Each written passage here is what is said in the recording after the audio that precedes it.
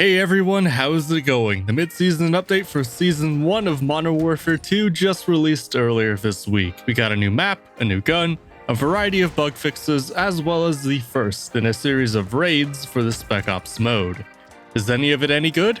Let's find out. When it comes to standard 6v6 multiplayer, there isn't really a whole lot happening with this update. The most exciting part of the update for a lot of people is likely the addition of Shipment into the multiplayer and its own dedicated playlist. We've seen Shipment become a staple remake in recent years. It of course launched with the original Modern Warfare back in 2007, but we didn't see a remake of it until Showtime in Call of Duty Ghosts' fourth and final DLC all the way back in 2014. Then after the Modern Warfare remaster in 2016, Shipment has just kind of become a staple in every COD game moving forward. COD World War II had one, Modern Warfare 2019 had one, Vanguard had one, and now there's of course this one here in Modern Warfare 2. That's 5 out of 7 games in a row to feature a version of Shipment. The only games without a version of Shipment are of course Black Ops 4 and Cold War. Modern Warfare 2's version of Shipment is probably the best version of a map since the original, but if you've been playing all the multiplayer since 2016 or even earlier, then there's a good chance that you're tired of seeing this map.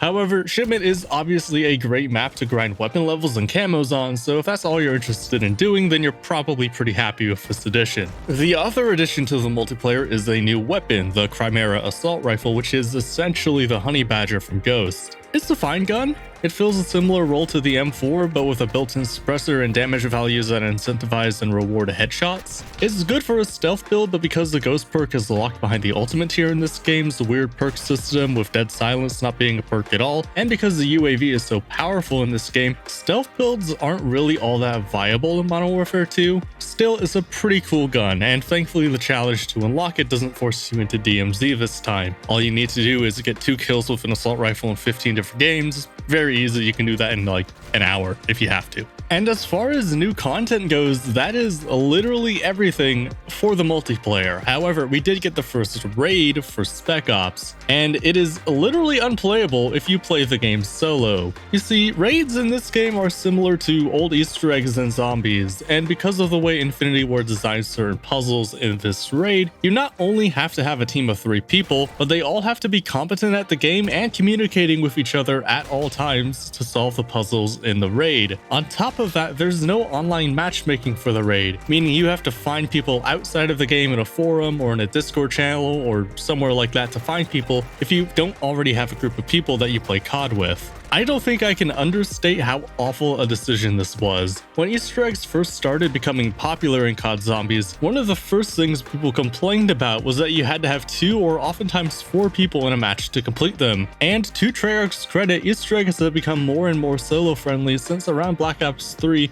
in 2015. 7 years later, and Infinity Ward sends the entire PvE space back an entire decade. It's as though they wanted to appeal to the zombies crowd without knowing the slightest thing about what's happened in the scene for nearly the last decade. It's an astonishingly tone-deaf move from a developer with all of the resources and connections available to make the right call in this exact scenario. Thankfully, you're not missing much by skipping the raids, as the only reward for completing this raid is the Gaz operator. While I like Gaz in the campaign, operators in COD have been so lifeless and uncharismatic that it doesn't even matter which one you pick in the multiplayer. If you play Overwatch for exactly 5 minutes, you'll understand exactly how poor COD's operators are in comparison. And on top of that, you could just buy the Gaz operator in the shop if you want to, so you don't need to play the raid at all if you don't want to. That all being said, you at least get some kind of permanent reward for doing the raid, which is something Easter eggs in COD have still not managed to nail down since their inception. To this day, Call of the Dead is the only map with a permanent reward for completing an Easter egg. The rest of them don't give you anything unless you do the super Easter egg, assuming your game even has a super Easter egg. So I'll give Infinity Ward some credit there. Just either make future raids soloable or introduce some kind of matchmaking feature that forces players to have a microphone plugged in to enter a lobby. Something to where I don't have to leave the game to find other players,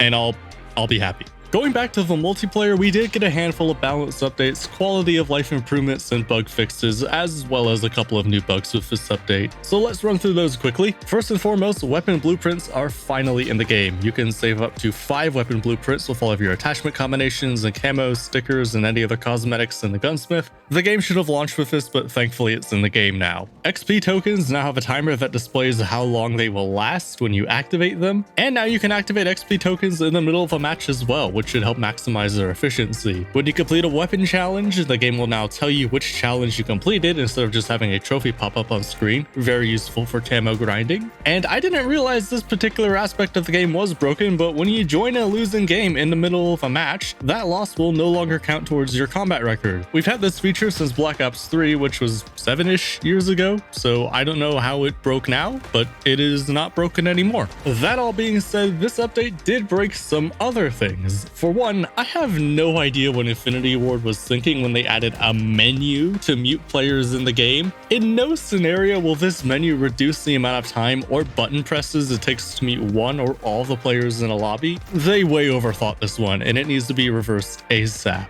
A less consequential bug is that all of the weapon camos in the menus are now brighter than King Neptune's head. Thankfully, they look normal within the matches themselves, but they should probably fix this sooner rather than later. The most glaring issue Infinity Ward attempted to fix is the riot shield. Since the game launched, people have been sticking a riot shield on their back to protect themselves from being shot in the back, and they're doing this not because it's how they want to play the game, but because the base perks aren't powerful or impactful at all, and there isn't any punishment for overkilling a riot shield. So to address the problem of people using the riot shields on their backs, Infinity Ward made it harder to use a riot shield when it's being used as intended? For some reason. Yeah, this is another bizarrely tone-deaf move, and I don't know what Infinity Ward was thinking. Hopefully they readdress this in another update, because overkilling a riot shield is still very popular and kind of objectively the best move, if I'm being honest. And that's all we got with Season 1 Reloaded. As a whole, it's not a terrible update for a mid-season update, but the content that was added doesn't really stand out from what's already in the game. Sure, Shipment is a great map for grinding camos, but if that's all you're playing the map for, then it's not really filling a role that a map like Shoot House, for example, couldn't already fill, and we've seen Shipment a lot over the past several years. The Chimera is a cool assault rifle. I never expected to see the Honey Badger return, but on paper it fills a really similar role to the M4. And while raids are a cool concept, as a solo player I don't have a great way to experience them, and I imagine it's going to be the same for a lot of other people out there. The only real reason I can give someone to come back to Modern Warfare 2 after this update is that Shipment will help them grind camos easier, and that's really about it. You know, for a mid-season update, it's fine, but considering the state the game launched in, I was personally hoping for just a little bit more. Well, those are just my thoughts. Of course, let me know what you think in the comments below. Thanks for watching. Like the video if you made it this far. Subscribe to the channel if you want to see more, and I'll see you in the next video. Take care.